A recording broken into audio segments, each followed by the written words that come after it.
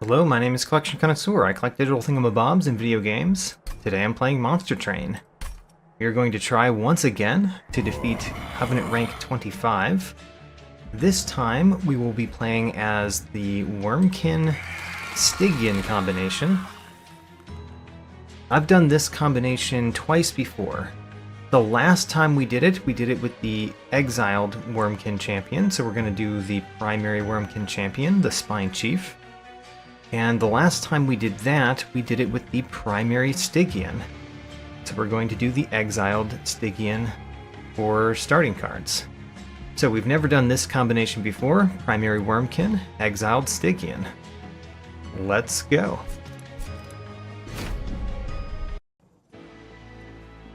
We start with Shelter. I find Shelter to be interesting, but I don't know how good I think of Shelter.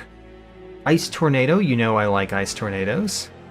Soul Siphon is pretty decent. I like having one of them in the deck, especially if we can somewhat reliably draw it early, so that we can put it out there before we actually put any units that we would give Ember Drain to. So I don't dislike any of these starting cards. Doesn't really lead me in any direction though. The Soul Siphon Shelter is kind of a nice combination, I guess. And we do have 3 Consume cards in our starting deck. I guess that's something. We're fighting Seraph the Temperant, the Prideful Emblem. Friendly units enter with Sap 3. I find this one to be the least impactful of what Seraph does. It's definitely impactful for my units to be sapped, but I don't think it's that impactful. It doesn't change my strategy overall, at least. Archus Darkness Incarnate has the Looming and Shattering. The Looming is, of course, not so great when you're playing with the Stygian as one of your clans. I also think we tend to play a lot of spells with the Wurmkin, but we play lots of spells with any clan. Daedalus the Professor, Explosive Sigil once again. I think this has become... It was the rarest I've ever seen of the things that you could get with Daedalus, and now it's the most common. I also don't think that changes much of what we do, so I don't think we change much of anything that we do building our deck due to these bosses. Let's take our champion. So we've got the Corruptor or the Decayer. Both are fine. I wonder if there's one I haven't played with as much. It looks like I've played both of them kind of all the way to seeing the third. So I don't know that I really would pick either of these in order to do something new. So would I rather have the Corruptor or the Decayer?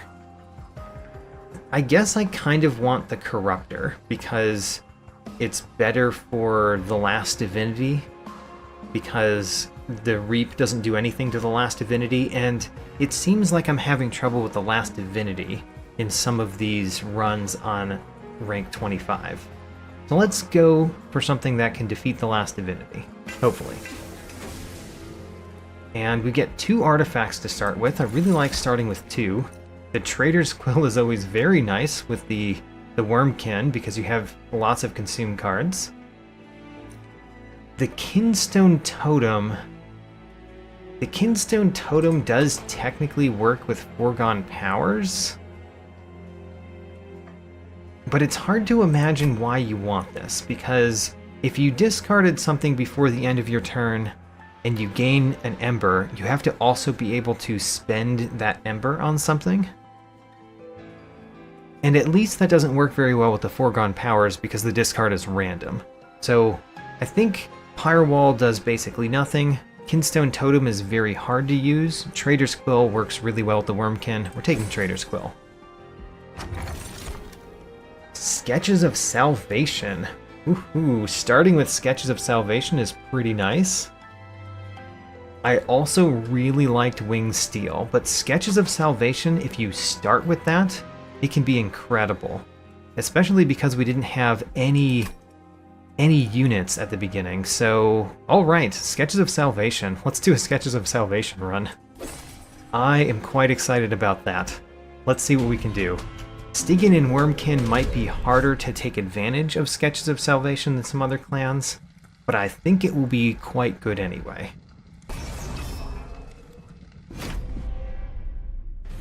Our enemies have armor 10 because we always turn on the first one.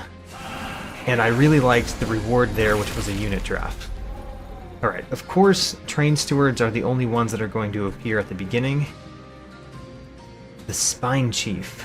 If only we could get the Spine Chief in the center with those others, but I guess there's kind of no way to do that. Do we play the Spine Chief at the bottom? Early on, that might not be too bad. Might not be too bad early on. We definitely have ice tornadoes to take care of stuff, so sure. The Spine Chief is not going to be great until we can find a way to get it on the second floor with the rest of our guys. Which I don't know if that's going to happen, so I think the Spine Chief just might not be great this time. Which is fine. The Spine Chief doesn't always have to be amazing. Our first consume for the Trader's Quill, by the way. With Sketches of Salvation, we might not have to rely on our champion nearly as much as we might have to other times. Okay, so Ice Tornado could go in the center and kill all of those. Definitely want to do that. And then we've got a bunch of foregone powers, which are not great, but they do infuse this floor. We discarded the worst things to discard, by the way.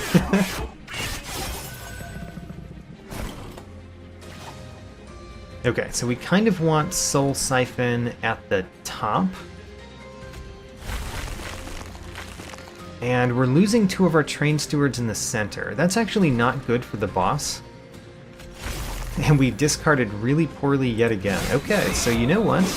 We're actually doing very poorly on this first one. Because we're doing almost nothing to the boss. Huh. And you guys are also getting to the top unless I do something to defeat you right now. Which, a fracture kills you, right? Almost, but a foregone power does the rest. Would I rather have the boss have fracture or frostbite? They kind of work in different angles. I guess we want fracture. So we're going to fracture the boss twice. And then we're going to foregone power the one up here, so he doesn't hit the pyre. I think that this kind of showed that I should have played my champion at the top. But oh well. We will do fracture here. We will do shelter to apply 4 armor to both of my units. Ooh, do I want to play one foregone power first? I do. If it discards the shelter, I'll be sad. It discarded the shelter. I am sad. We might defeat the boss on the next floor, though. He's only got 54 health, and we gave him a lot of fractures. The Ice Tornado... Does the Ice Tornado win? I think the Ice Tornado might win. Let's figure it out. Oh, especially with the foregone power it does. Alright, great. It didn't even need the foregone power. Alright, that one actually went just fine, although it didn't feel fine. We got no damage, so we did just fine. Bounding Echoes applies Infuse to cards in my hand. Bogfly is definitely not what you want with Sketches of Salvation. Kind of like Bounding Echoes, another shelter that has Consume is not bad. Especially because with all of these shelters, we could just play the shelters in the center where you have Sketches of Salvation, guaranteeing you have 4 units in the center. So I don't mind another shelter, especially this one having Consume.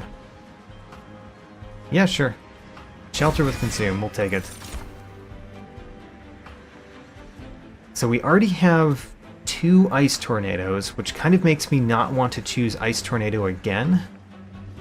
We could choose... I mean, I like all 3 of these. Let's be honest. I have greatly enjoyed Crypt Builders in the past. But maybe we just want Helical Chrysalis because it's infused and it's also pretty good. Sure. It's infused, it's pretty good, it doesn't cost as much as the other two. We'll take it. I liked all of those choices. So what do we want in the center? Unfortunately, Kinhos Carapace is pretty bad as one of the 4 units that we would have in the center. It'd be nice if we could play it, but that's about it. The Lodestone Totem appearing in the center, having Incant so you could sap enemy units. Do we want that as one of the 4? It's an interesting one, not one of the ones that I would have thought. Oh, its sacrifice effect is amazing, because if we sacrifice it, the +2 Ember means nothing with Sketches of Salvation. Alright, we're taking it for that, at least. So we might want it in the center, but we might want to just sacrifice it to something else, because the sacrifice ability is going to be quite nice on it.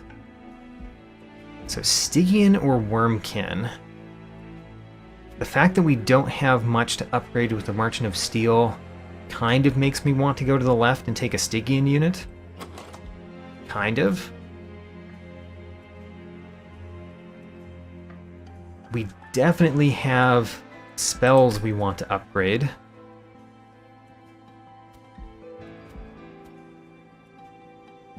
We're gonna go Wurmkin next. Ooh, and there's a Hellvent, so we could duplicate... We could duplicate a unit, perhaps. Perhaps. So we're definitely going to go to the right next time. So we need to have something to duplicate, and we're going to get a Wurmkin unit. I think let's go to the left this time, take the Stygian unit, and we're mainly going here because the Merchant of Magic is better than the Merchant of Steel right now. So, peek in the Merchant of Magic, we see an Eternal Stone that doesn't really work well with Trader's Quill. We see a Power Stone, which we do like. We do like Power Stones. Divine Temple, we see a Twin Stone and a Purge Stone. Not my favorite, especially at the beginning.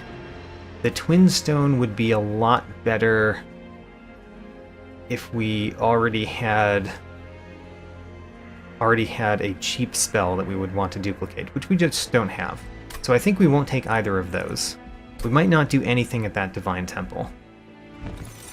Our unit.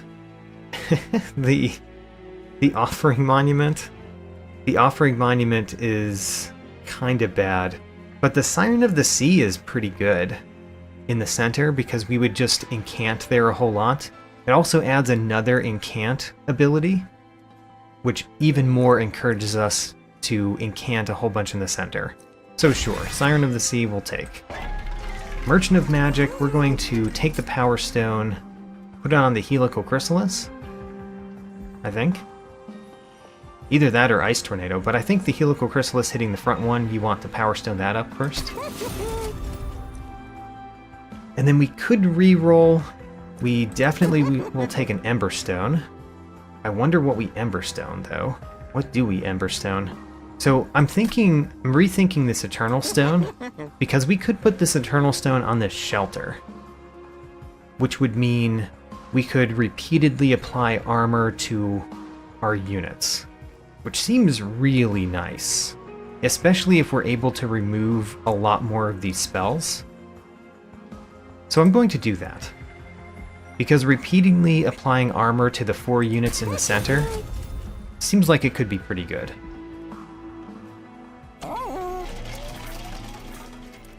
I don't think we got a lot stronger there. We'll have to get a lot stronger later.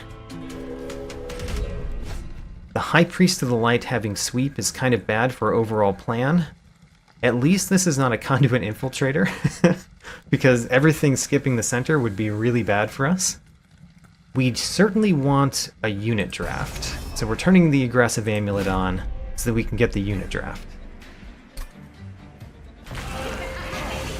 So we got our Siren of the Sea, And we got our Lodestone Totem. The fact that the Lodestone Totem is in the front is not my favorite, but we did get those two things there, which is good. Do we want the Spine Chief at the bottom? No. We have learned from last time. We're putting the Spine Chief at the top. We do want to do a Fracture here and a Fracture there. And then a Foregone Power on you, or we could... the Lodestone Totem. Well, the Lodestone Totem might just die. We'll find out next time if we can incant enough in the center. You know, the shelters are quite good here. So I'm going to Fracture you so that you die. And then we want to Shelter, which kills you because of the Traitor's Quill. And there we go. Center done. I'm kind of worried about that Conduit Redirector next turn, but we'll get there.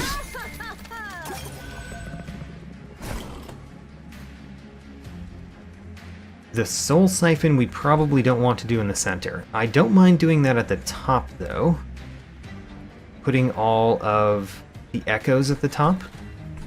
Yeah, let's put a whole bunch of Echoes at the top, give us one Ember Drain. And then we can play the Train Steward to have another Ember Drain. You know, sure, because of the Respite, that's not too bad. Oh, maybe we should have put you behind because of what the Spine Chief does. Yeah? Maybe we should have. Anyway. We're losing our Lodestone Totem currently. We are going to play 2 spells, which will help. I guess it's going to be Fracture and Foregone Power. Let's Fracture you. And then Foregone Power. And then things have been sapped, but the Lodestone Totem still dies, so the sapping no longer happens anymore, because the Lodestone Totem is gone.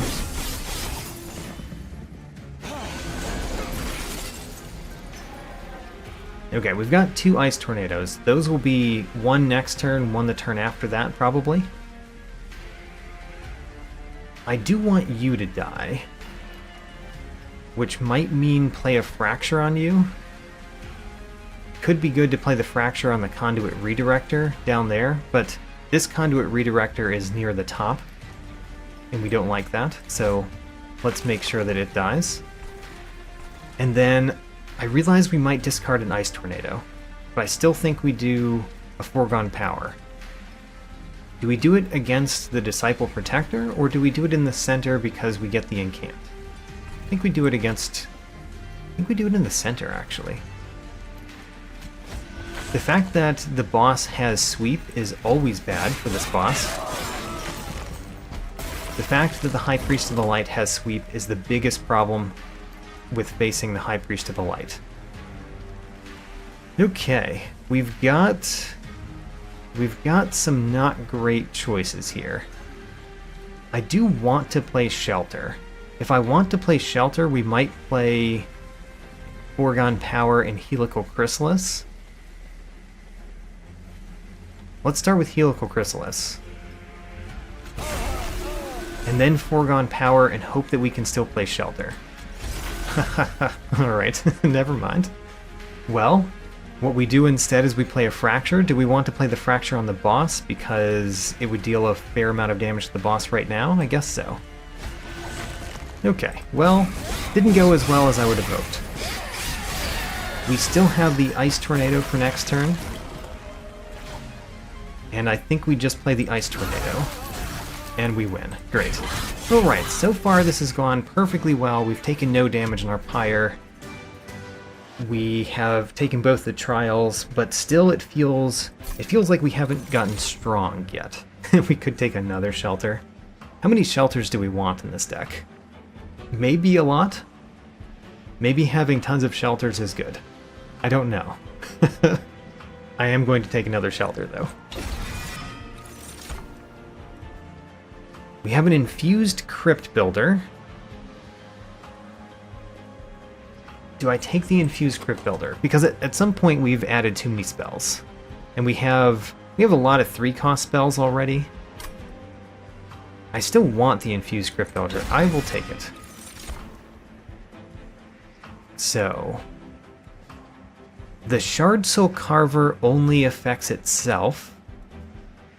The Keeper of Echoes affects all of the units on the floor, which is great for what we're doing, because there will be 4 units on that floor guaranteed. Okay, Keeper of Echoes.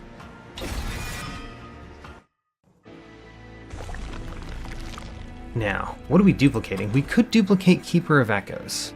To be fair, that's not a terrible duplicate target. It's not terrible.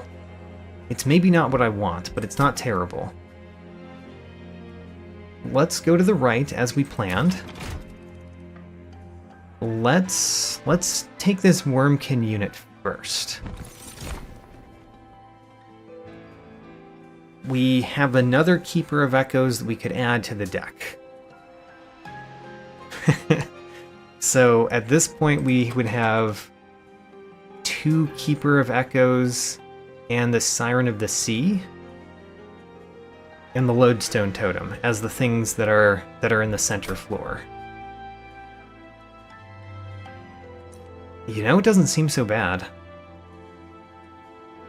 The First of Kin just has more stuff, and it does have the Etch, which is not bad, but the Keeper of Echoes affects everybody.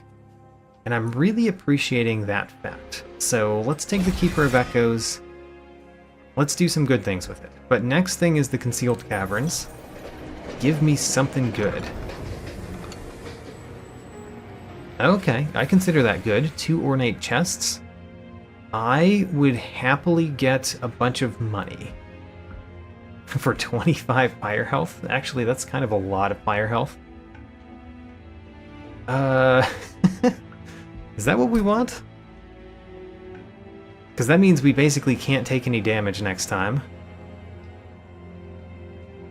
But that means we would have a ton of money for the future, which having a ton of money for the future is nice. It's just, we're not doing the Pyre Remains next time, are we? Actually, we probably are, because of the Unstable Vortex and Herzl's Horde. And we don't really want another Stygian banner. We do want the Merchant of Steel, though, which is... it's annoying that we wouldn't get a Merchant of Steel. When do we get a Merchant of Steel? Oh no.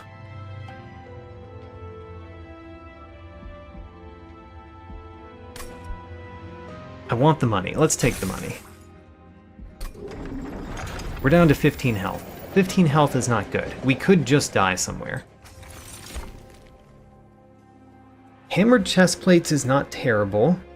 Echo Seedling. The first time each battle a card with Consume is played, add 2 copies to your hand. I don't think I've ever played with that artifact. It seems kind of cool. Especially because we would most likely be playing Shelter. Interesting. The Notice Stone is pretty interesting. It's pretty interesting too, but I've got to take Echo Seedling. Partially because I don't think we've ever played with it. And then... what do we want to duplicate? I don't really want to duplicate any of my units currently. We could just duplicate nothing. We could duplicate another Shelter.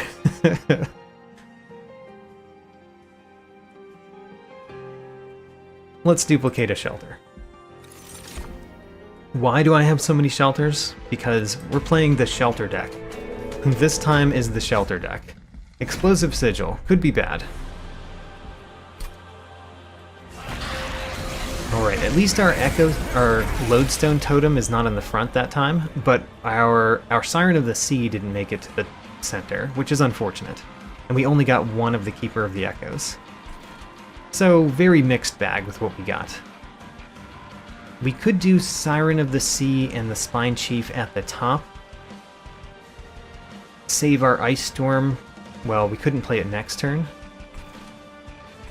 Couldn't play it next turn.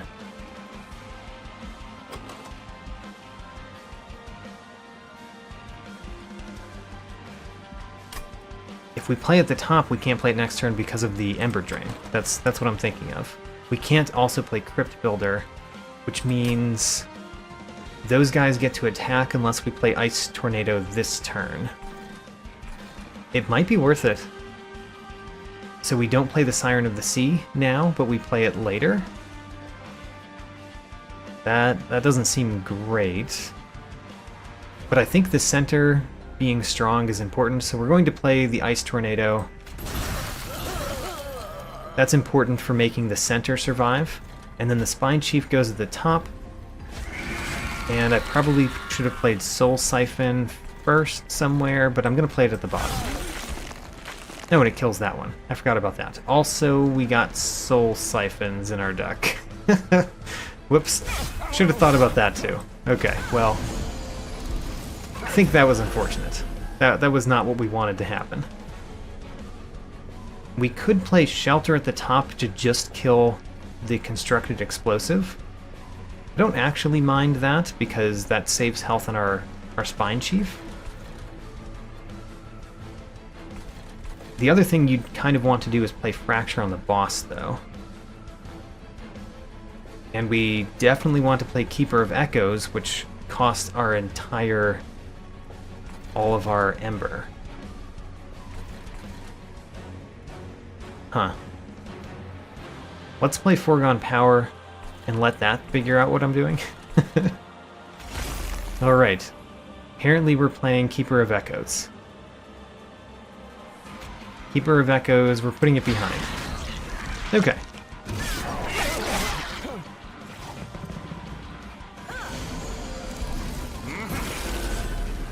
We can't play the Ice Tornado. Both of our front units are dying. That's bad. Let's play the Fracture on the boss. And then... now only the front unit is dying because of the Constructed Explosive. If we play a Foregone Power, it doesn't help, because you get hit twice and then that. So we could play the Foregone Powers at the bottom, or we could play it in the center because of the Keeper of Echoes. Of course, Keeper of Echoes. Let's play it. Now our front unit doesn't die. How about that? We should always play things in the center that give us echoes, because of the Keeper of Echoes. Of course. We definitely want to play Shelter in the center. Do we want to play Shelter twice in the center, is the question. You're sapped to the point that you don't even deal damage next turn to the Pyre. So we don't care that you make it to the Pyre. How about that? And this 2 damage is coming from the Explosive Sigil. So there's no reason to kill anything at the top. So Shelter in the center? We could do another Shelter in the center. We could even do the one that does not consume. Sure. Oh, I did it at the bottom for accidental reasons. That was sad. I apparently hit the wheel on my mouse and scrolled down to the bottom floor before playing the card.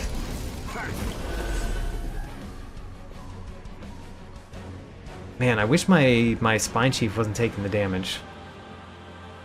But the Spine Chief is taking the damage. We want to play something here. Foregone Power would make them all do only 1 damage. We want to play Fractures on the boss. So let's play a Fracture on the boss and another Fracture on the boss. I think that's kind of important for us. And then let's hope we get to play both of these. You know, we didn't. At least my Train Steward still survives. Even though we didn't play Shelter when I intended to play Shelter. My center units are getting strong. That's basically what's happening, is we're making our center units strong. what do we do this turn? I think we play Helical Chrysalis in the center. And then Shelter. And then we play the Foregone Power, hoping to discard Crypt Builder at the bottom. Of course we didn't. I think I've gotten extremely unlucky so far with my Foregone Powers. We can't play the Siren of the Sea anywhere. The boss is actually taking a lot of damage. So what we could do is to Fracture on the boss a couple of times, then a Foregone Power. That would sap the boss 3 times. I think that's pretty good. Okay, we're doing 372 damage to the boss. Still not where I want to get. I want this deck to be a lot more powerful than this. And I think most of that is removing Train Stewards. Okay, we're only dealing 54 damage. We can change that a couple different ways. The Fractures do some. I think Fractures plus Shelter is better than Ice Tornado. I also think that both of them probably lead to a victory, so don't think too hard about it.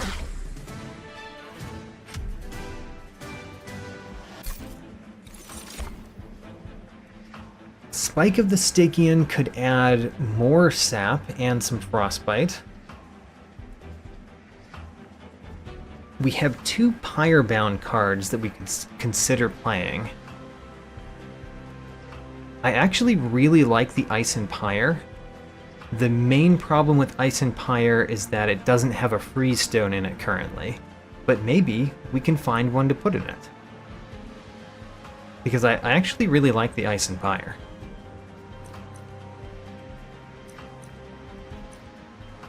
Let's take it. If it had a freeze stone, it'd be great. Okay, so I'm thinking about the center. And right now in the center, we are hoping to have Keeper of Echoes, Lodestone Totem, Siren of the Sea. Get rid of all the Train Stewards. The Lodestone Totem we would be perfectly happy sacrificing. The Keeper of the Echoes is not that great to sacrifice because it moves from doing everything on the floor to just doing itself. The Siren of the Sea is not too bad to sacrifice because it starts off pretty poor, and the Lodestone Totem is kind of perfect to sacrifice, except for the fact that it has the Infused, which is kind of nice. So we can definitely add another unit, is what I mainly got there. And the First of Kin seems pretty nice to add. Icy Sillified is also pretty significant because we get the sweep pretty often. But the starting stats on First of Kin are really nice, and I think I'm going to take that. What do I want? We could take Fell's Remorse. This could be a Fell's Remorse deck because of how many 3-cost spells that we have. We certainly do not need Light of Seraph with Sketches of Salvation. Herzl's Compound is always good, but I think this is a Fell's Remorse deck. Fell's Remorse it is. Oh, we got 2 damage in our Pyre because of the Explosive Sigil. I forgot about that. As discussed before, we really want to go to the left because of the Unstable Vortex. I think that's a lot better than getting the Merchant of Steel, even though I really do want a Merchant of Steel. So let's go to the left. We also get Pyre Remains, which is kind of nice. Let's upgrade our champion. The champion upgrade is not as important as the other things, honestly. Honestly, the champion is not going to be the most important thing in this one. But getting the champion to have more health is probably the best. So the Corruptor 2 is what I'm looking at. And I'm thinking primarily of the Last Divinity here. And I think the Corruptor 2 is better for the Last Divinity. So there we go. Let's remove 2 Train Stewards so that they don't appear in the center as often. Let's gain an artifact. So I tend to like Cheater's Hand.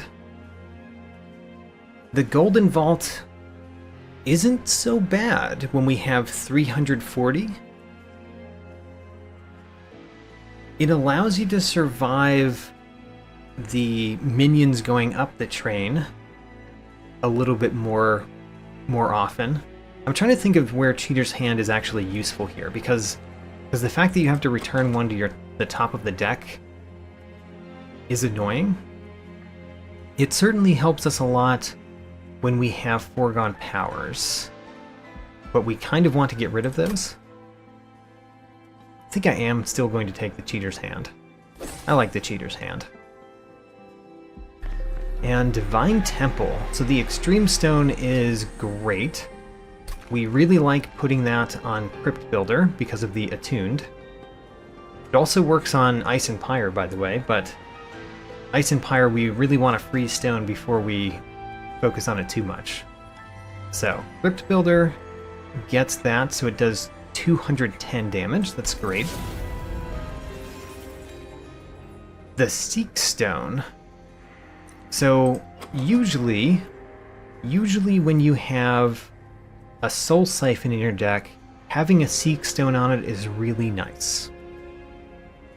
Sketches of Salvation makes it not as nice, but I think it's still worth it. Let's take the Seek Stone on this. Oh no, maybe we don't because of Echo Seedling. So we actually don't want it to be the first one, do we? Ooh, how interesting. Maybe we just don't take the Seek Stone? Still thinking about that Engage Pact, though. We certainly want to do the Engage Pact. And I'm thinking about Lodestone Totem as what we sacrifice, because, you know, the downside to this unit essence is not significant for us.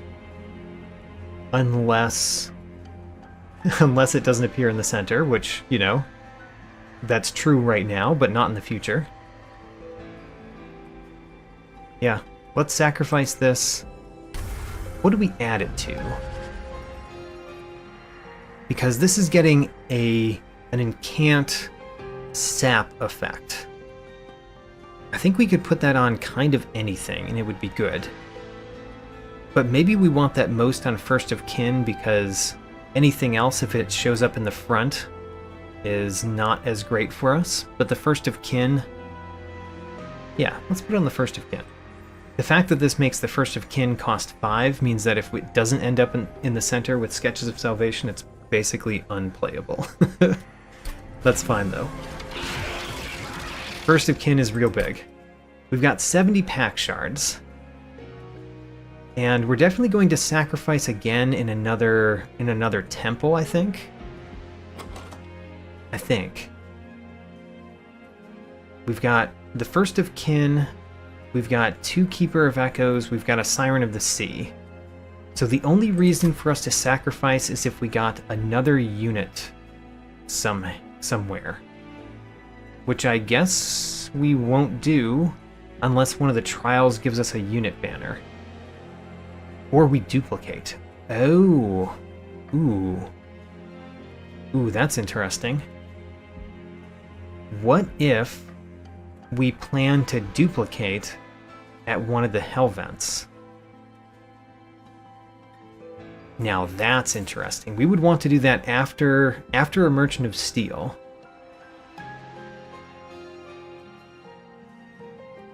Okay, I'm really thinking about this. So next time we're definitely going to go to the right. That allows us to remove 2 cards. And we get the Concealed Cavern. So the Concealed Caverns might give us a unit, who knows. This one, we could either get a Merchant of Steel or the Unstable Vortex. And that will partially depend on what we're doing the next time. If we get the Merchant of Steel here, then what we could do is, at this Divine Temple, we sacrifice something and then we duplicate. And there's even another duplicate there. But I don't see a way for us to use that for units. But I think here we're probably going to duplicate a unit, like sacrifice a unit and duplicate a unit, which means if we're at 4 units when we get here, we can stay at 4 units. And also we're going to have a ridiculous amount of pack shards, it looks like, which might be bad for me. But I think that's the plan. That's the overall plan. We have to survive to get there. And Heaven Seal is probably not good for us, not when we're at threat level extreme. And we still don't have only 4 units in the deck. Ooh, we did get an okay section of things in the center, though. I like what we got in the center. We can oh, ho ho! The Cheater's Hand worked so well with Ice and Pyre. Did not even think about that when I took it. Wonderful. Okay, so what we want is we want the Spine Chief and the Keeper of Echoes at the top.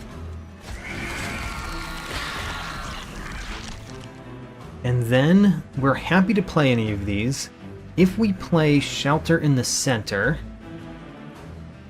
it gets duplicated in our hand, which is good for us. So let's do the Shelter in the center so that we duplicate that.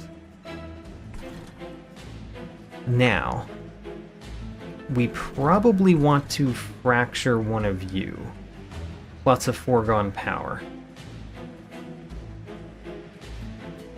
I think I'm going to fracture the back one. And then Foregone Power, either do that there or do it here for the Inspire value, which the Inspire value is quite good.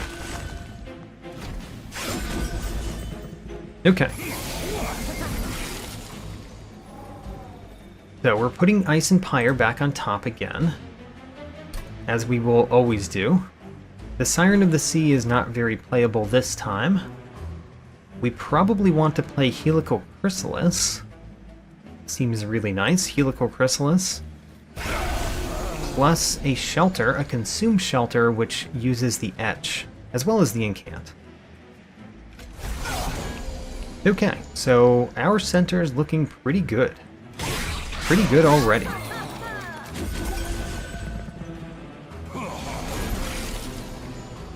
So we have Ice and Pyre. Nothing made it to the top, so we continue putting Ice and Pyre on top until we need it. We are taking damage here. I think we play Ice Tornado. Let's start with the Ice Tornado. Ooh, it killed the back one. That's kind of nice. We can play the Shelter. If we're going to play the Shelter, I want to play Fracture first. And I'm happy to fracture you. I'm happy... Oops, we only had one, one Ember left. That's fine. We're not going to play the Shelter this time. Let's Foregone Power a couple times in the center for the Inspire. And the Sap, for that matter. Okay. I think our center is doing extremely well. So, I need to actually look at what's happening. So you're dealing 8 damage. That's not what I want. Don't want you to deal 8 damage. But would we... I think I'd rather put Ice and Pyre on top and play the Crypt Builder this turn. Because we don't have many spells that we really want to play. We can also play the Soul Siphon at the bottom to fill that with echoes and do 30 damage. We're going to play the Crypt Builder at the top to just take you out. And then we're going to play a Fracture in the center because it does various good things for us. Okay, so.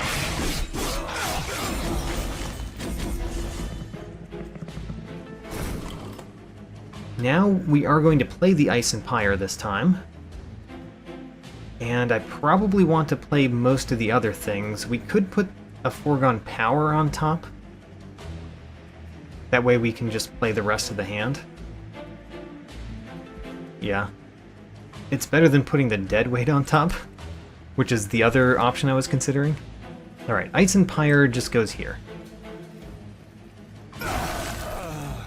Fracture goes on the back one. And then we play Shelter and Foregone Power. Foregone Power is not doing too much, but it is sapping everybody. So you're dying, no problem. You're doing 8 damage, though. These guys are going to move up and get taken out by those two. But the fact that the center isn't destroying everything is significant. Granted, we have 2 train stewards there, which is part of the reason. We're not going to play the Crypt Builder this turn, so maybe we put it on top for next turn. Sure. The Siren of the Sea we will just not play. I think we start with Helical Chrysalis, and a Fracture, and a Foregone Power. Great. So next turn, I think we probably just win, but if we don't, we win at the top. So, do we win here? We are already winning here. Great. So just click End Turn and win.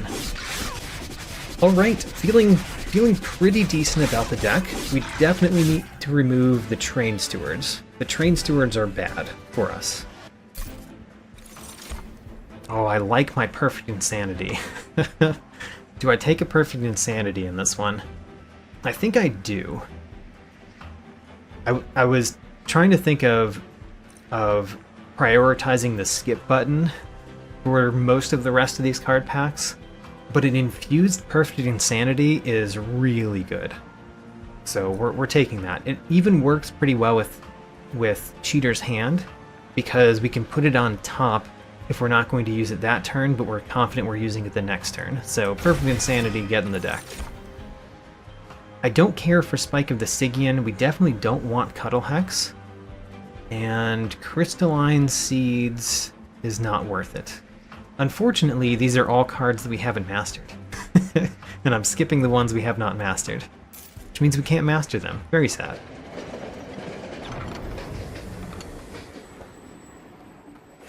So, I could just take the money here, but I think I'm going to take a Divine Artifact instead of the money. Friendly units get plus 10 attack is really nice. Divine Forever Flame is pointless. The Divine Rules of Containment is actually not very significant, but the Divine Worn Grindstone is really good. Let's take that. So I'm taking this rather than 25 gold. And that's because the next battle, like winning the next battle, is kind of important. So I really want to win the next battle, and it would be great to take the trial. This makes it a lot more possible for us to take the trial. So like we've said before, we're going right. We are removing 2 Train Stewards. That gets rid of all of the Train Stewards in the deck. So now, if we look at our deck, we should have 4 units other than my champion. We've got the First of Kin, we've got 2 Keeper of Echoes, and a Siren of the Sea. Perfect. Now we do want to remove other cards, but the fact that we've removed those is great. Twinstone. Don't really care about the Twinstone that much. It's actually pretty good on Ice and Pyre. But we're going to have so many pack shards, I should probably be careful about the pack shards that we get.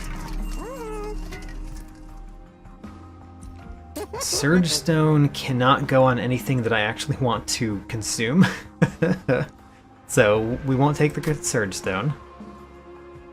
It's actually really interesting with Echo Seedling and the Trader's Quill, but I'm not going to go down that route. The Stackstone. Stackstone could go on one of the shelters. It would cost 2, but we did take the Fell's Remorse. And applying extra armor is not bad. Let's take the Stackstone. And I'm putting it on this one.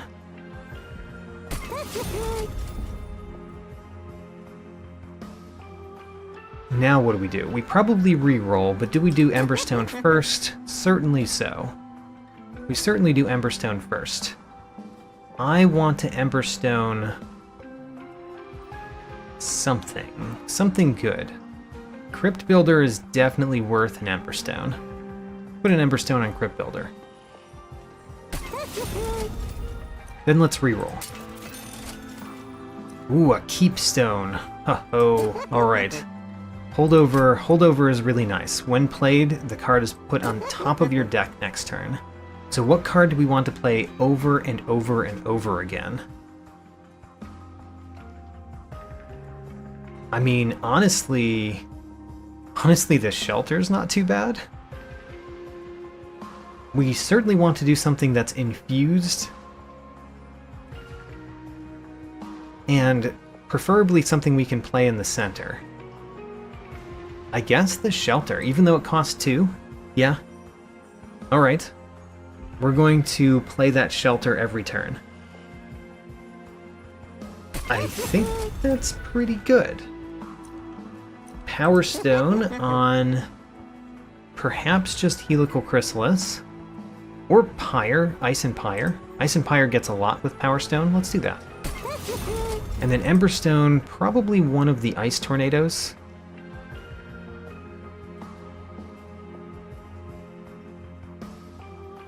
One of the Ice Tornadoes. Okay, so let's purge a card. Let's purge a Foregone Power. Yeah, a Foregone Power. I really want the Fractures and the Foregone Powers mostly gone. Okay, we did a lot there. We did nothing here. We don't actually want these. So, Concealed Caverns. Give me something good. Hey, I like this. So we press the button. We're going to build a card. I do not want Frostbite. Spikes is only okay. Regen is whatever. So if we choose Spikes, then we're definitely targeting my own unit, which limits what we're going to do next. But I don't think I want to do Frostbite. So we're doing Spikes.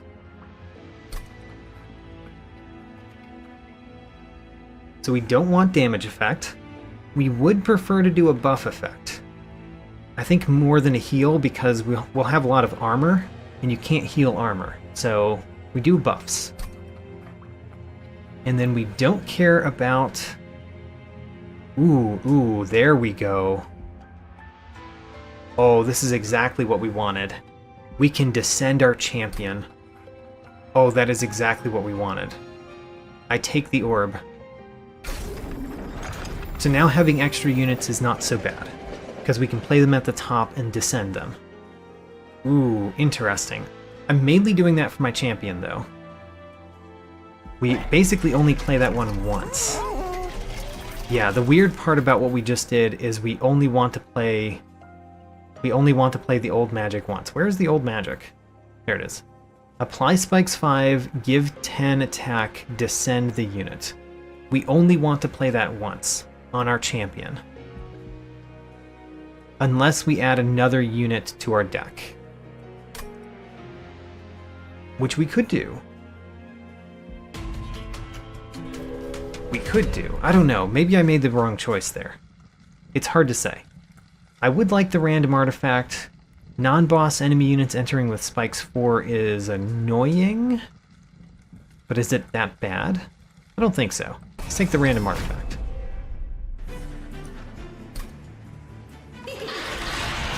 Okay, so our middle floor is amazing. We want to return Ice and Pyre. I want to play the Spine Chief at the top, so we can descend it later. And then let's play an Ice Tornado. Ice Tornado and Fracture. I'm kind of surprised that you survived. We could cause you to die, because if we play Fracture on you and Foregone Power, you die this turn. I think that's worth it.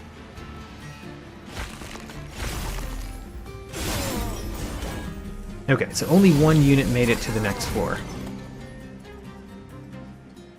So we want the Ice and Pyre. We've not used Echo Seedling, so we're not going to play Soul Siphon. Maybe we put Soul Siphon on top? I don't know. Don't really know what to do here. We don't want to play Ice and Pyre, but we also kind of don't care to play Soul Siphon. And I'd rather play this Shelter... Oh, actually, we want to play this Shelter this turn. That will use the Echo Seedling, and then we can play Soul Siphon. Okay, great. So Ice and Pyre we put on top. Now, we play this Shelter. That adds more of those shelters to the deck. And then we play... We're going to play the Soul Siphon at the bottom, I think. Not at the top, because we don't want the Ember Drain. And we're basically just dealing 30 damage with this, and putting some Echoes here for useful fractures in the future if we need them. For that matter, should we fracture you? I think we should. And then the Foregone Power definitely goes here. Great. And we've got plenty of shelters in the deck to make our middle floor survive. Survive very long. We will put... So, Perfect Insanity, I think we might play this turn at the bottom. So let's put Ice and Pyre on top again. So in order to play Perfect Insanity at the bottom, we need to play Foregone Power and Hope, I think. Foregone Power and Hope is part of the plan.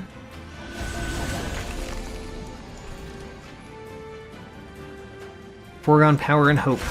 Alright. Our Hope Springed Eternal. Now we play Perfect Insanity on you, and we can even still shelter in the center. Great. Our center is doing amazing, I think.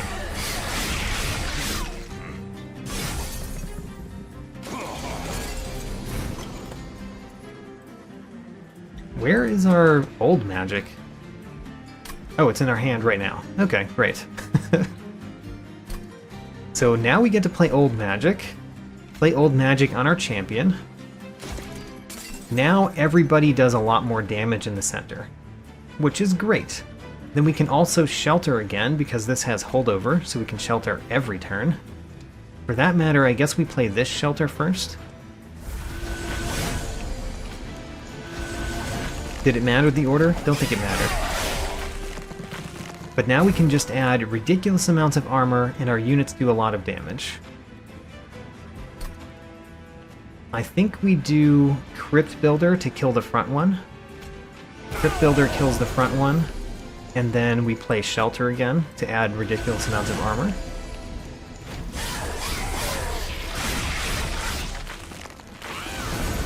And I think that we will be fine against you, but I don't actually know. Certainly we want to do you a lot of damage this turn. The Helical Chrysalis does more than the Ice Tornado that's unupgraded. So we'll play the Helical Chrysalis, play the Shelter in the center, play the Foregone Power on the boss, hope not to discard Ice Tornado. Okay, great. Now, the fact that we sap the boss in the center is really helpful, although we don't even need to. Look at that. We're winning without doing anything. Only our front unit is dying. How incredible. I think this is a good deck. Feeling good about this one.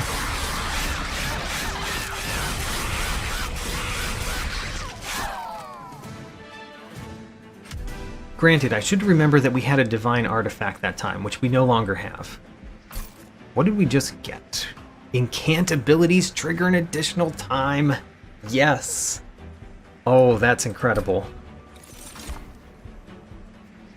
I don't think we care about these.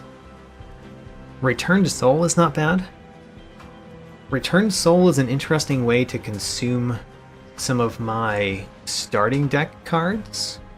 And we might actually like having it in the future as well. I don't know. Let's take Return Soul.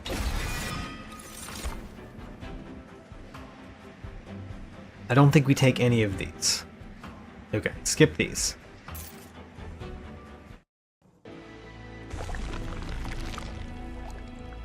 Now, our plan was to remove cards here. Right? No, our plan is to go to the Merchant of Steel this time, and then next time we duplicate and remove. That's the plan. So Merchant of Steel this time. We might even take those Divine Boons. Crazy. Crazy, I know. I think before the Merchant of Steel, we probably want to go into the Concealed Caverns. Immortal Stone is completely pointless with what we're doing. Because even if a unit died and we could play it again, we can't play it in the center. I guess we have a way to descend it back down to the center, but I don't think the Immortal Stone is what we want. We do want Concealed Caverns, and see what we get. The Penance Yard, of all things. So we could get 3 Calcified Ember that we don't want in the deck. We could get Penitent Remains. Penitent Remains actually makes our center a lot stronger, but we would have a whole bunch of deadweights. Which is not incredible to have a bunch of deadweights. Or we could get Vengeful Shard because we would heal our Pyre. I think of all of these, the Massive Stones is the one that we should consider. And we should also consider just leaving. But I think this is good because this effectively keeps that Divine Artifact that we had, with the major downside that we get deadweights. But let's do it. Okay, well, we added more nothing into the deck. Let's go to the Merchant of Steel. I really like Echo Stone. Echo Stone, we probably want on a Keeper of Echoes. Let's put it on this Keeper of Echoes. The Battle Stone is not too bad. Let's take a Battle Stone. Let's put it on the same Keeper of Echoes, or the First of Kin. I don't know. Let's put it on the Keeper of Echoes. So we've got a Keeper of Echoes all the way upgraded. Now we reroll. A large stone, exactly the type of thing I wanted to see. Okay. If we're sacrificing something, which is basically what we're planning to do, what are we sacrificing?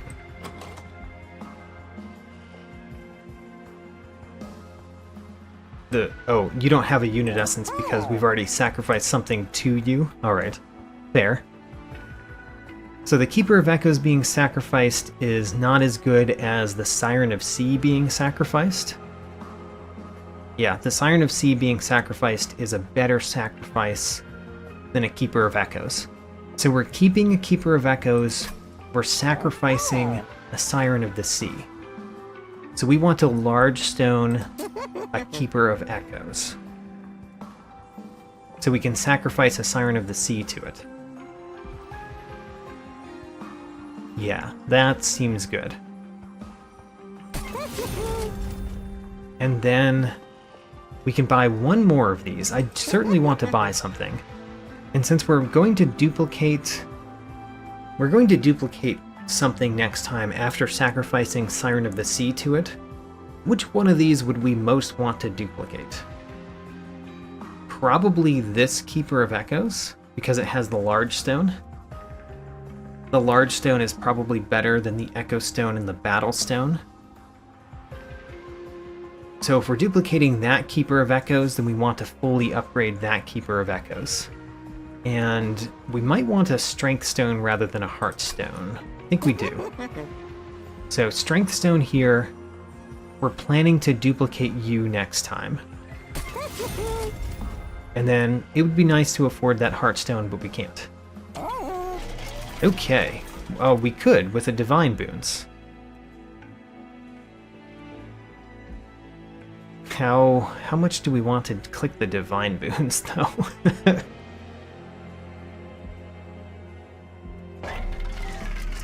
If we click Divine Boons, we could purge a card and get the Heartstone, which seems pretty good. Honestly, we're clicking it. We're already at 80 pack shards. I'm a crazy person.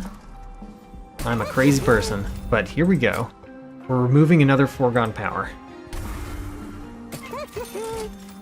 And now that we're a crazy person, let's go into Archus Darkness Incarnate. The big problem here is the Looming Dark Shard. The Shattering Dark Shard is kind of nothing because our units don't die. But the Looming Dark Shard is real bad. Let's be careful about that one.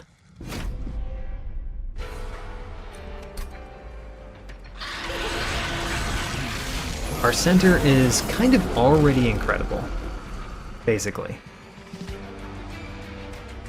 We want Returned Soul to be put on top, because I want to play that next turn and get back a Fracture or something.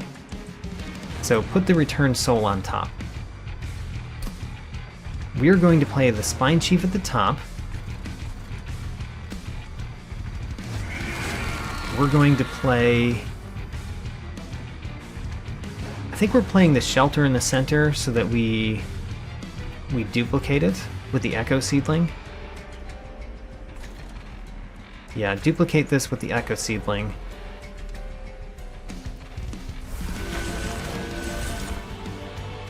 And then we can't play anything at the bottom because of the Looming Dark Shard.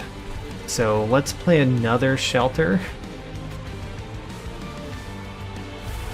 Another Shelter? And a Foregone Power in the center? Okay, our center is really good, to be fair.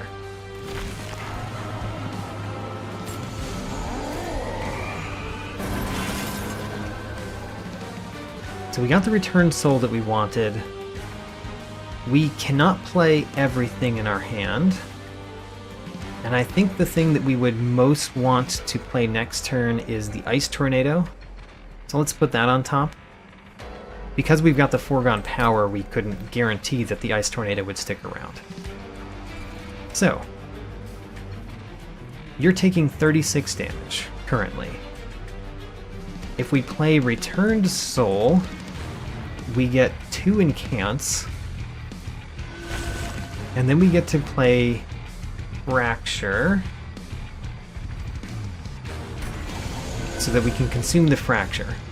I'm going to consume the Fracture on the boss, though, because the boss is what I want to have the Reap.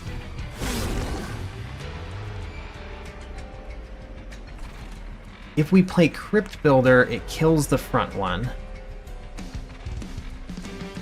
Yeah, I guess we want to play the rest of these here because of all the incant that we get. We're adding a whole bunch of sap to this unit, which is greatly reducing the damage that it's dealing.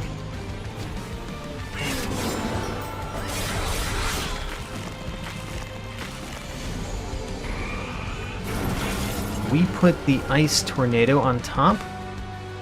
Should we put another Ice Tornado on top? I think we will. You know what? The Looming Dark Shard is here, which means we kind of don't want to play things in the center.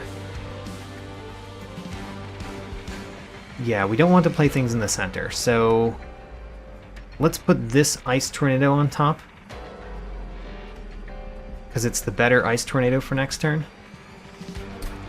We do get to play Old Magic and put you down there, and we do get to play Soul Siphon somewhere, which is probably just at the bottom.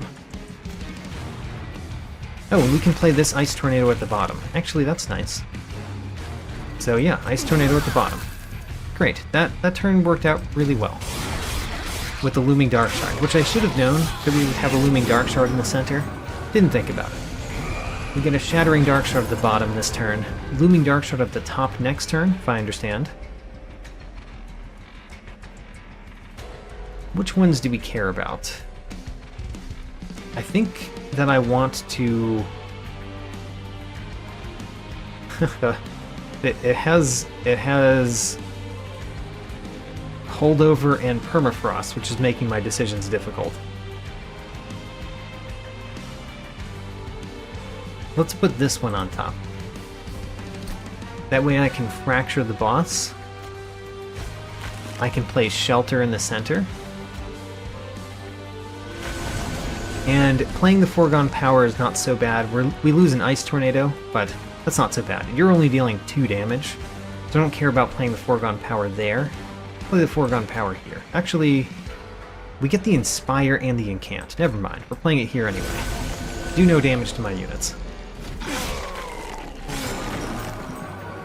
We've got so many Inspire and Incant triggers. That's one of the things I have to remember. We have so many of them. I'm gonna put the Helical Chrysalis on top this time.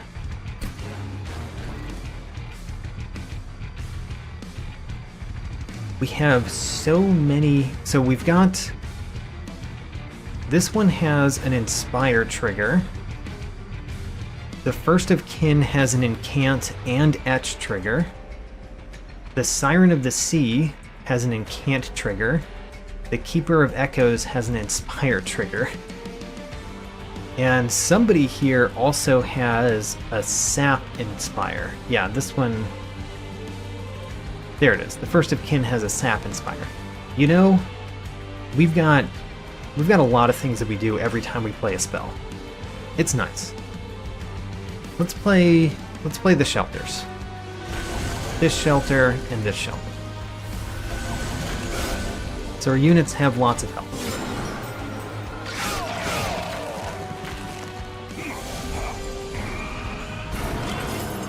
So in the center this time, it would be great to play something. I guess let's put Ice and Pyre on top, because I'm happy playing pretty much everything else. Let's play the shelter. Let's play 2 fractures on the boss. So at this point, like, the units that are attacking me do no damage. And we defeat them, so there's no downside to the units being there. We don't need to deal the units damage with spells, basically. I'm gonna put the Ice and Pyre back on top again. And just keep playing Shelter, I guess.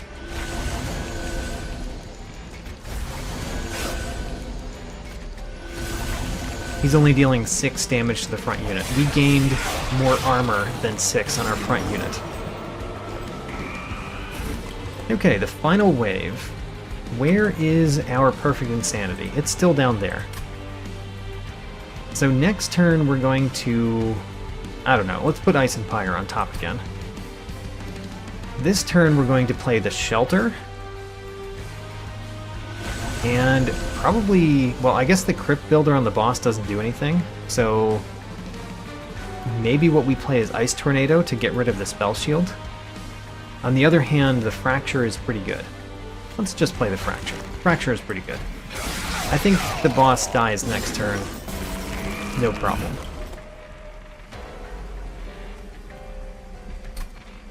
We got a Perfect Insanity this turn, as well as we're killing the boss without losing a single unit, so that went great.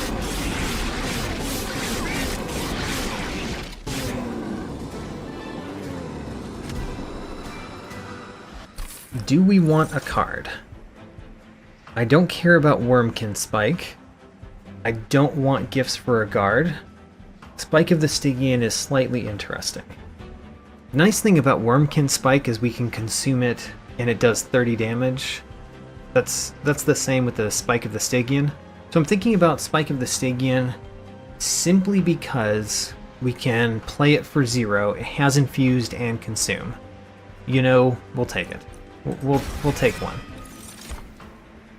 And I think we definitely want Herzl's Compound, especially now that we've got 5 deadweights in the deck due to Penitent remains. We're taking Herzl's Compound. You could see that another Fel's Remorse would also be good, but we've got to get through the trash in our deck. Now, this one, we're going to the left, because we can duplicate and sacrifice. So here's our big play. Our big play for this run is here. We're going to upgrade our champion first, though. The Corruptor is so good. It's so good now that we have the Descend card.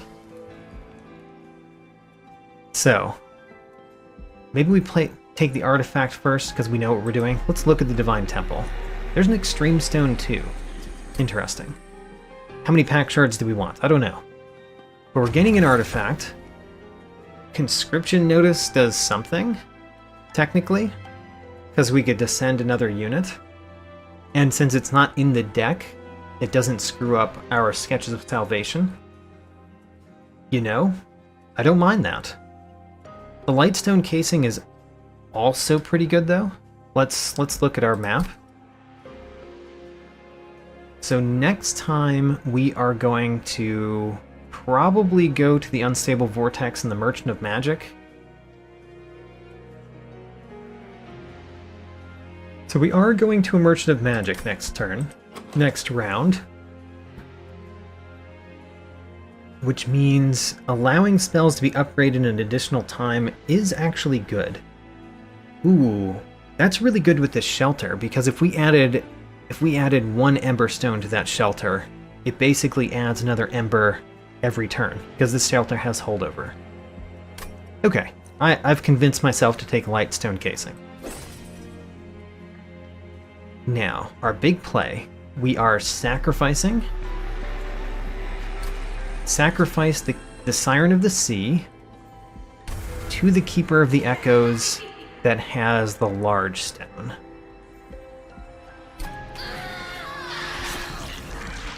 And then we duplicate that one, the one that we just sacrificed to, which does add 15 pack shards. We're at 120 pack shards. We could also take an Extreme Stone. We could even put it on Crypt Builder, which I will. So we've got 135 pack shards. That's a lot of pack shards. Let's go to the next battle.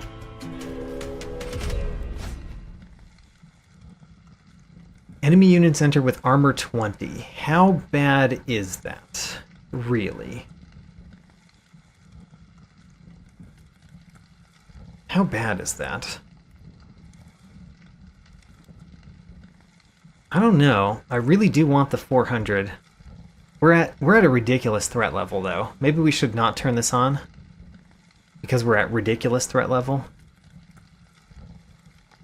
I kind of am at ridiculous threat level.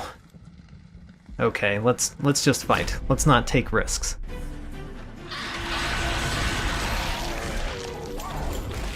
Okay, the purifiers are going to be sad for us. We want this shelter because we want to consume that shelter rather than the soul siphon, so I think we're just going to put a fracture on top. Actually, since we can play all of these, maybe we put the deadweight? No, we'd rather play the fracture next turn than this turn. Okay. Spine Chief at the top. Shelter in the center, so it's the one that gets duplicated in our deck.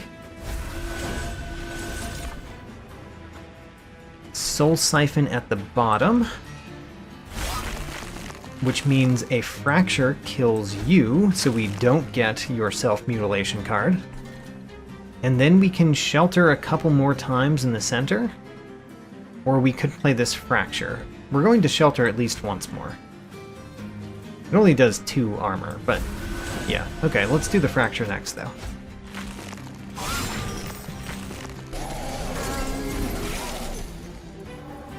We got old magic, so what are we putting on top? What do we not care about? Kind of the Ice Tornado? Yeah, I guess let's put the Ice Tornado on top. It seems dumb to put the Ice Tornado on top. It has Permafrost. Let's put a Deadweight on top. So old magic goes first. We play that here. That means the collector is currently surviving. I'm going to change that. We play this fracture. We play this shelter. And then we play the foregone power at the top to kill the collector. Great. We are going to get a self-mutilation card, which I do not like.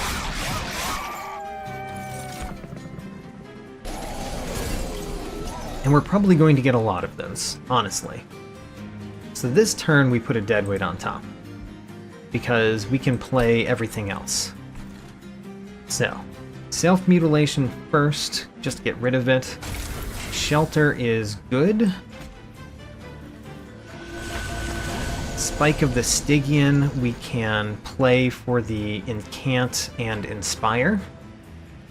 And I guess we'll play it on you so that you deal less damage. And then we can Foregone Power again for the Inspire. Great. And now our units in the center are ridiculously strong. We really should have taken the extra armor on the enemy units and gotten 400 gold, honestly. But I didn't really know if I wanted that. Don't really care about the Crypt Builder this turn, so let's put it on top for next turn. Granted, we're going to do that with the Shelter as well, and we're going to get another Self-Mutilation, so we might never play it. We don't know. Doesn't matter who we add this to, we just want our units to get stronger. Okay, another Self-Mutilation. You know, kind of used to it now. We can play Returned Soul this turn, which I do like. I'm going to put the Perfect Insanity on top, because I think the Perfect Insanity we're going to play on the boss when the boss shows up, which is only a couple turns.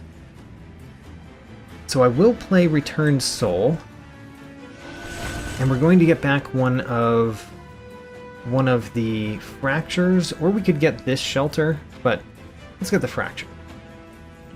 Consume one of the Fractures. We will play the Self-Mutilation, we will play our Shelter after playing this Shelter, I guess. Shelter,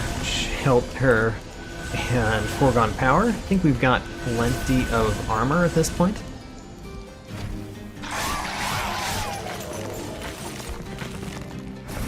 And then we play another Self-Mutilation, but we play Perfect Insanity on top again.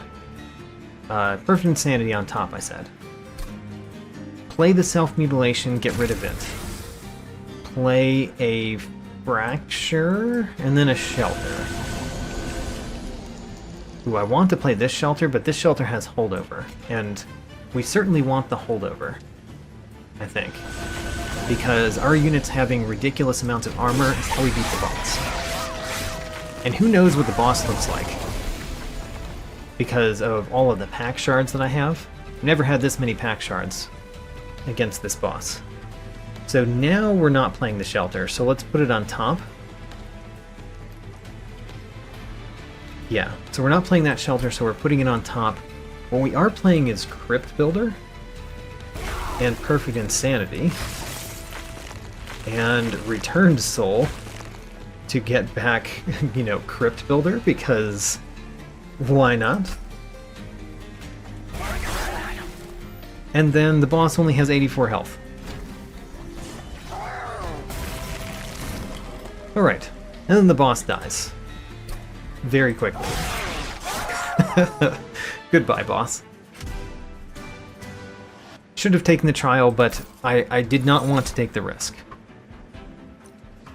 We could get another Perfect Insanity. Another Perfect Insanity? Is that good for me? I'm thinking about the Last Divinity. In the Last Divinity fight, is having 2 Perfect Insanities a good idea or not? I think it is. We will not take those, though. Skip those. Alright.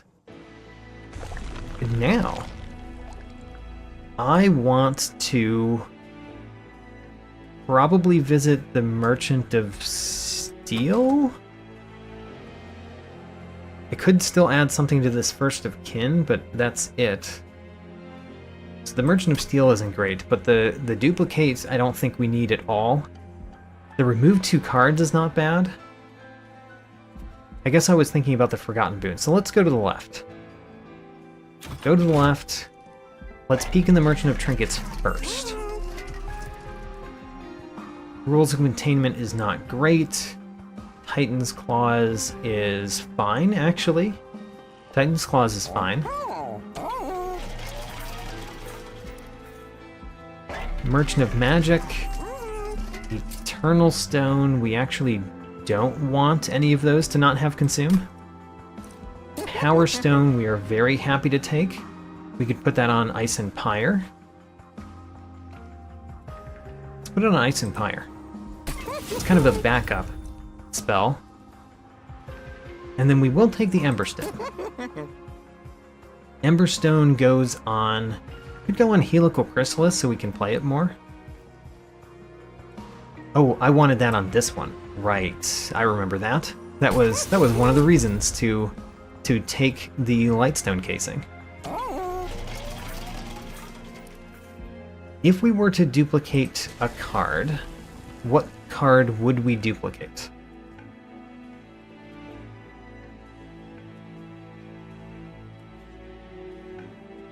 See, I'm actually thinking about duplicating this Keeper of Echoes again, because it's the best card that gets put in the center. And if we duplicate it again, then we would have one more, like one extra unit that we can't fit, but we have a Descend spell, so we actually can eventually descend that unit. So I think I am going to duplicate this. Get another 15 pack shards. And then get another 15 pack shards. We're at extreme level for Seraph. Is that smart? I don't know. I'm really thinking about Volatile Gauge now. It probably hurts us overall, the Volatile Gauge. So let's not take it. We have a lot of 2 and 3 cost, but we also have a lot of 0 and 1 cost. The Split Anvil, though, is quite good for that same reason. I don't think we have a single card that has Extract. Actually, we have the Perfect Insanities. But that's the only cards that have Extract. So we don't take the Carving Koriska? I don't know how to say that. Let's take the Split Anvil. I think that's very good. Very good in the deck that we have. And then the Merchant of Trinkets. The Titan's Claws is almost no longer valuable because of the Split Anvil, but it's still valuable. I don't think the improved Firebox is that important, so let's take the Titan's Claws. And then remove 2 cards. We're going to remove 2 more Forgotten Powers, or Foregone Powers, I mean. Because I prefer the Fractures to the Foregone Powers. Especially now that we have the Split Anvil. Okay, we're at threat level extreme. We've got 165 pack shards. I think that's the most I've had in my climb. Having 165 pack shards on the top Covenant rank is kind of scary, but I'm pretty happy with every decision that added pack shards. So I think we're gonna do okay. I think we might do just fine.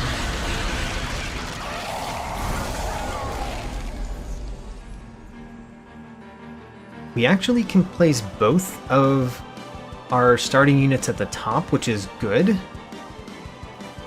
because then we only get 1 Ember Drain from them, so that's nice. What do we put on top there for?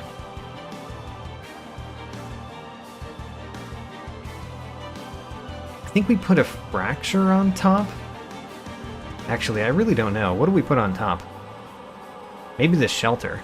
The Shelter because we're happy to play all the rest of these cards, and we can play the Shelter next turn for the same or additional value. Alright, Shelter on top. Spine Chief goes in front at the top. Keeper of Echoes goes behind. We're going to be careful with how we order putting those down. And then, Seraph, you're getting Fractured.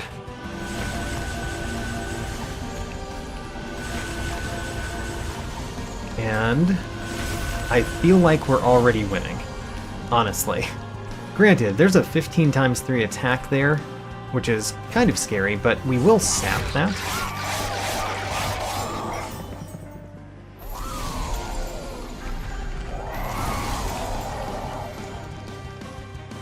So we have the Ice and Pyre, which we could play this turn. We have Perfect Insanities that we don't value playing this turn. The Ice and Pyre does 190 damage, which is a lot of damage to do to a 3 health unit.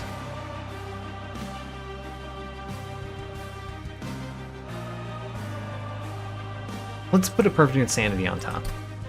So we are definitely going to play this Shelter. We are also going to play, I think, Crypt Builder.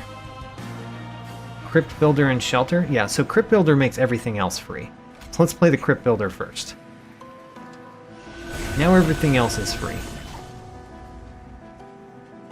Now we can do all sorts of things to you. And I don't care about that 15 damage on my unit there. We will play the Ice and Pyre, which does increase the health of my units, which is good. And then the real question is, do I do Fracture, Fracture, Shelter, Perfect Insanity, so that we do a Perfect Insanity on the boss? Or I do all of those down here? Certainly the Shelter is better down here, but we've got other Shelters. We've got 4 other Shelters in the deck, in fact. Okay, you know what? Let's play the Perfect Insanity. That means you're taking 33 damage, which is a little bit scary. That is a little bit scary. I think it's more important for you to never die than what I just said. So Fracture, Fracture, Shelter, which adds more Shelters to my hand. Which means I probably should have played that one first. Oh, they still cost 0? Why do they still cost 0? Wait a minute. How did that work? I guess the copy copied the fact that it costs 0. How about that?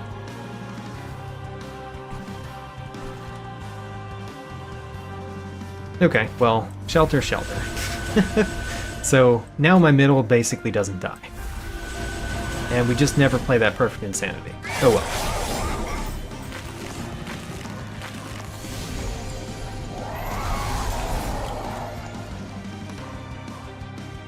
So we did get a Perfect Insanity. The boss is going to move to the center next turn, though. So let's put that on top. We will play a bunch of spells in the center. Seems like a good plan. A bunch of spells in the center. Fracture first. Fracture, let's play a Return Soul. Return Soul could get back another Fracture. Seems good. Could get back Foregone Power. Could get back Foregone Power. We kind of want the Fractures more than the Foregone Powers. So now we Shelter. Now we use Spike of the Stygian to just sap this one into oblivion. And then we Foregone Power to consume it and give our units all of those benefits. We've got strong units.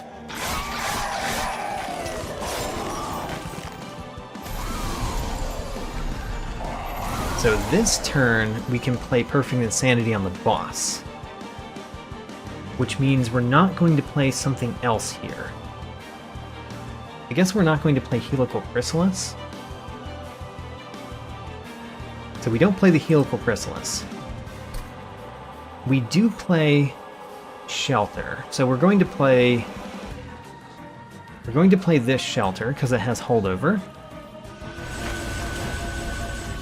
Then we play this Shelter because it's a double Shelter.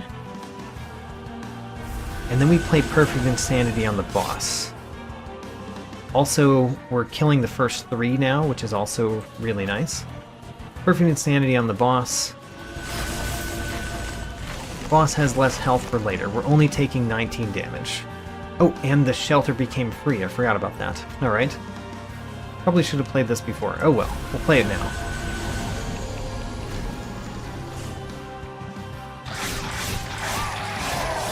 So a unit did make it past.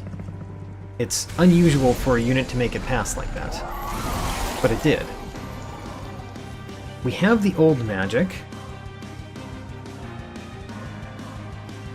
We have a lot of good stuff. I think we're going to put the deadweight on top, because we can play the rest of these cards.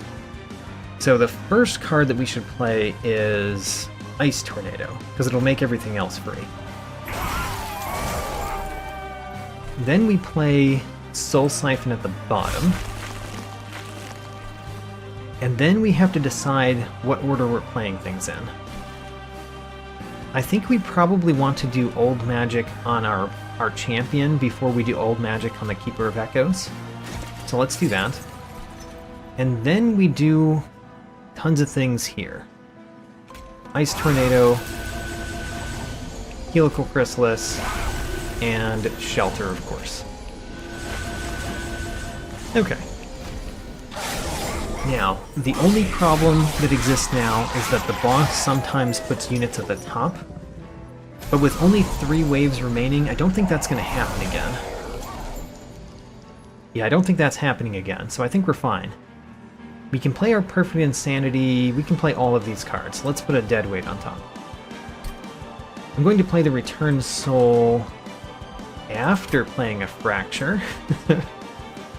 Play the Fracture and then the Return Soul. Getting back Fracture, which we now consume. And then we can play another Fracture. Then the Shelter, and then the Perfect Insanity. Great. We've essentially dealt 1,200 damage to Seraph at this point. None of our units have died. They've gotten extremely strong. We have Ice and Pyre. This is actually a good time for Ice and Pyre. So I think what we're going to do is put a deadweight on top again. Actually, let's put the Perfect Insanity on top, since we're not playing that this turn. So what we want is Ice and Pyre at the top, followed by Crypt Builder, and then Shelter in the center.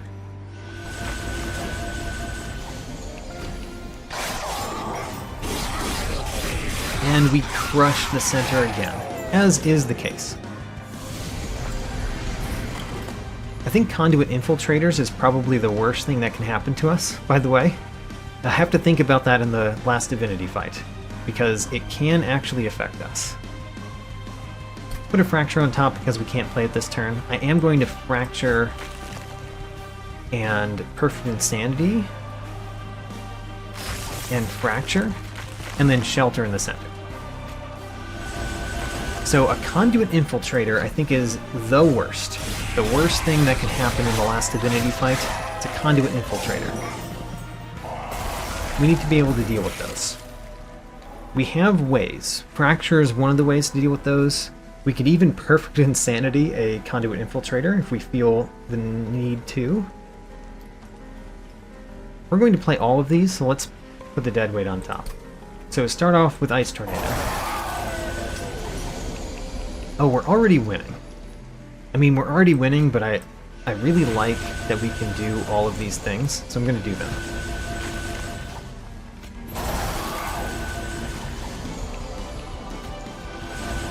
Alright, our units are taking 0 damage, and we defeat Seraph. Great. We're making it to the Last Divinity for, I think, the 3rd time on Covenant rank 25. I feel very good about this deck. There's one thing that could go wrong. 2 things that can go wrong. I can think of 2 things that can go wrong. Let's see if we can prevent them from going wrong. Okay, what does the center look like? The center looks really good. I mean, I think that was always going to be the case, but it looks really good. We even have a Returned Soul and Old Magic at the beginning, which is absolutely perfect, because we can put both of these in the center. And we have our Shelter with Holdover. The only problem is we're going to consume a card, and add copies of that card, and there's no good card for us to consume. We are guaranteed to because of Returned Soul, but we don't actually want to consume old magic first. So I guess we're going to consume this one first, so I think Ice and Pyre goes on top. Okay. So. I should have put Shelter on top. Oh no, we have all the things to play with. Okay. So let's play the Soul Siphon at the bottom. It's sad that this is going to be copied, honestly, but at least we get both the top and the bottom having lots of Ember.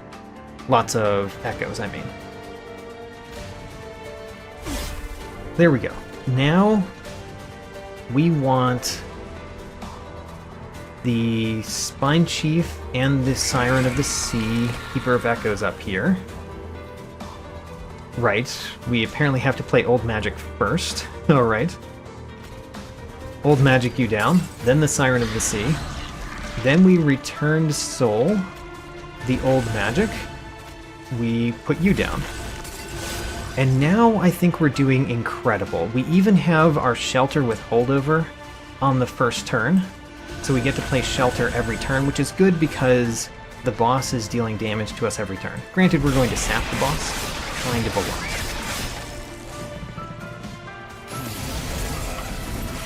Okay, I don't see a Conduit Infiltrator, which means we're still okay.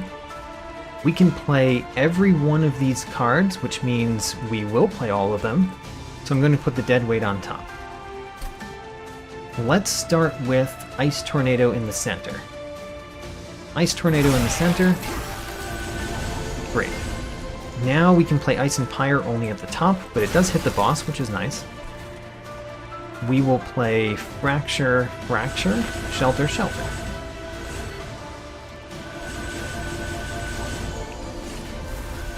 So our guy got damage from the Wilt Wings, but as you can see, we are adding lots of health and armor to him as well. And we're dealing the boss 400 damage. I wonder if we're going to defeat the Last Divinity before the Relentless phase, because we definitely have the chance of doing that. We have a chance. What do we put on top? I guess a Deadweight again, because we're happy to play the rest of these.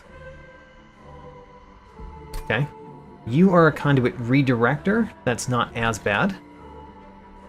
We play the Ice Tornado first. We play Helical Chrysalis. And then Fracture on the boss again. And then Shelter. And then Foregone Power. I do not care that you're getting armor, because it will have no effect. And we're buffing our units so much. Okay. Where is the 7 damage coming from? Is it... Oh, this 5 Extinguish and this 2 Spikes. Okay.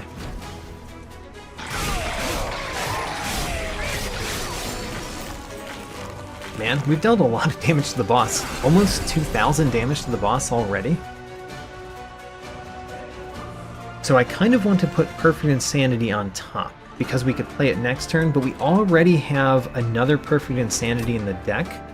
So maybe we plan to play one this turn and next turn, which we could definitely do. Okay, so put a Deadweight on top. We want to play something down here so we can play Perfect Insanity on Chains of the Sighted, so that we never get the Weight of Contrition. And then we'll play the rest of our stuff at the middle. So Crypt Builder goes at the bottom. Kills you. Perfect Insanity goes down here, kills you. And then we play our 2 Shelters. Shelter and Shelter. So the Conduit Redirector, oh, now dying. Great. So now this turn, we get to Perfect Insanity the boss. We could put the Vengeful Shard on top, which it looks like that might be a good idea. Because I don't have the Ember to play everything. And we're going to have a shelter next turn that costs 2? Yeah, sure. We'll put it on top. So, we want to play everything but one of the fractures. We do want to play both shelters. So, fracture, shelter, shelter, perfect insanity. Great. And this shelter first because it adds an echo.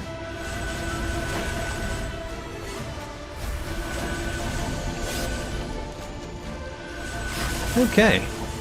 The boss is dying really fast. I think I built a strong deck.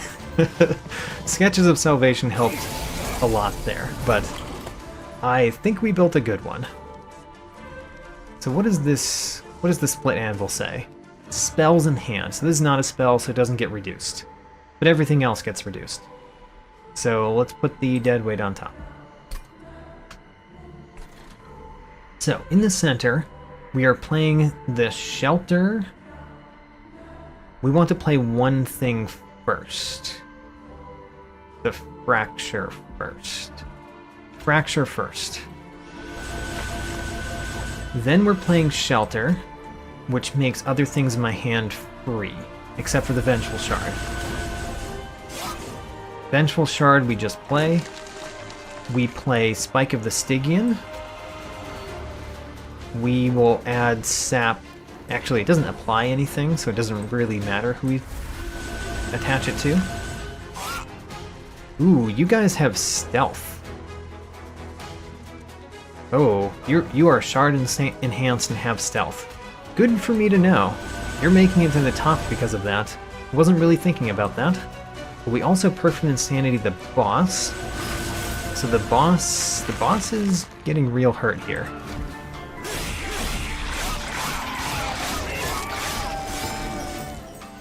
Okay, those two might actually deal damage to the pyre, which is a slight surprise. A slight surprise that we're getting damage on our pyre. Since we're playing all of these, let's put a deadweight on top. So, first thing, Ice Tornado.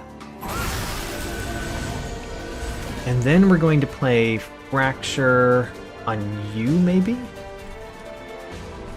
Actually, we could play a Fracture on one of these and kill it. Interesting. That does mean that the shelter doesn't do as much here, but honestly, we've got plenty of health. We also get more attack. I don't know. I don't want to take the damage from one of these guys. Oh, I miss... We'd have to do the foregone power there too. Okay, well... I ended up not liking what I did. Oh well. Let's also play the foregone power there. I didn't actually like that. That was not a good plan. But we do take less damage in our pyre because I did that. And I guess that might be, at the end, what's most important, because we still win, I think. Card to return. You know, we can play everything in our hand. Again. So let's play the deadweight on top yet again. So we could return to soul. There's a lot of things that we could return soul, but I think the fact that you've got Spell Shield is kind of annoying. Everybody has Spell Shield? Okay, well, that's kind of annoying.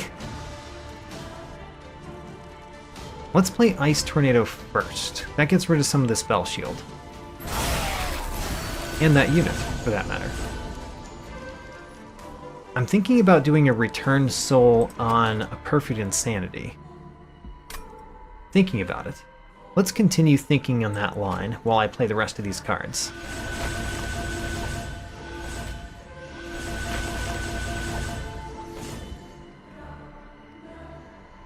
So I would do a Crypt Builder in the center. I want to return soul to Perfect Insanity. So we're going to do that. Perfect Insanity, let's return that. And then we can play Shelter, and then the Perfect Insanity. Do we want a Perfect Insanity U? I think we do, because then everything else goes against the boss, including the Crypt Builder. Okay, great. And then we Crypt Builder the boss. And the boss is not dying. Oh, the boss is dying this turn. Alright. We win, and we win early. Wonderful. So that was my first victory on Covenant rank 25. Let's see what we get for that.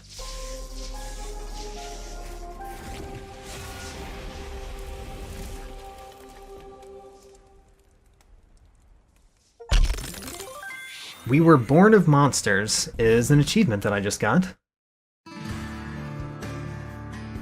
And we get credits, which is great, because I was going to look at the credits anyway.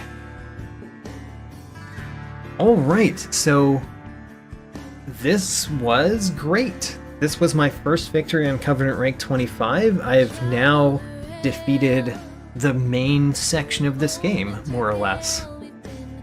So one of the things that I want to say is that this has been a blind playthrough so far.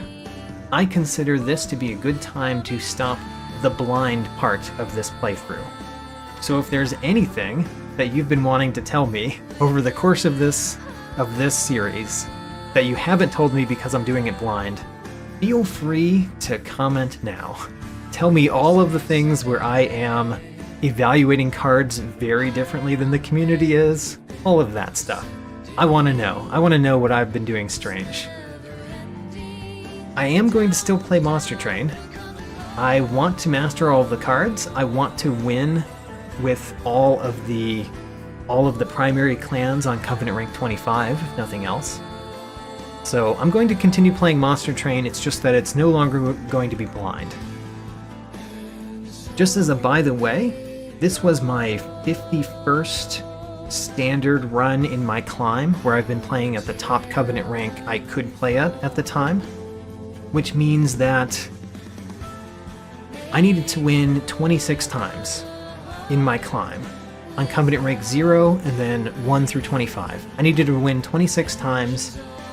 I won 26 times and lost 25 times. So I got a slightly better than 50% win rate in my blind playthrough climb of Monster Train. I have won a few more times than that and lost, I think, one more time than that, but that was me playing on Covenant rank 1 for Covenant rank 1 or 0 for achievements or challenge runs, or playing like a daily challenge. But for the climb itself, I got just barely above a 50% win rate on my 26 wins that I needed to do to complete the climb. And I feel really good about that. For a roguelike deck builder like this, a strategy roguelike, getting a greater than 50% win rate all the way through the top difficulty level, I think is good. I'm happy. So that was Monster Train. And, you know, I feel great. I really enjoy Monster Train. It has all of the Slay the Spire vibes that I really like, and it has some interesting additions to it.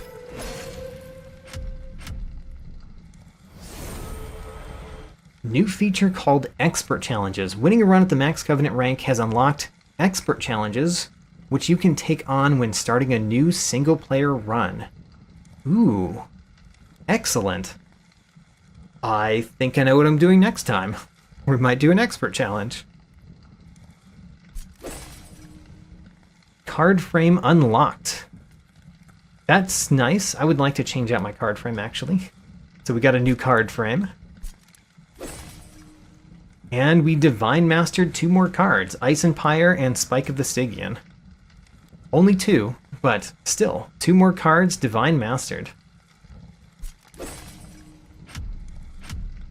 Oh, there's my win streak for, I think that's called the Herzl Cup. Herzl Cup win streak 1. Great. Let's see if we can get it to 2 sometime. May take some time. But what's this? What's the crown on the left, but not the right? I wonder what the crown on the left, but not the right means. Oh, I bet it's the the champion that you start with.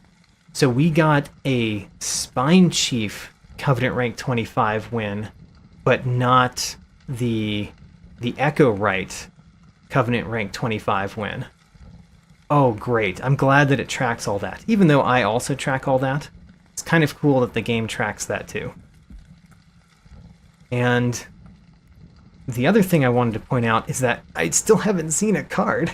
There's a card in the game that I've never seen. And honestly, at this point, I've been wondering if the reason I haven't seen that card is because you don't ever see it until you've run a Covenant rank 25 run. So, I don't know if that's true, but I've never seen that card, and it's so weird that I haven't seen a card in this game. We got Sap Applied 634, absolutely crushing my previous best. And of course, my first Herzl Cup win. And honestly, that score is pretty decent, considering that I won on the second floor or the top floor almost every battle. It's a pretty decent score. Alright, that's it for this time. We'll do more next time.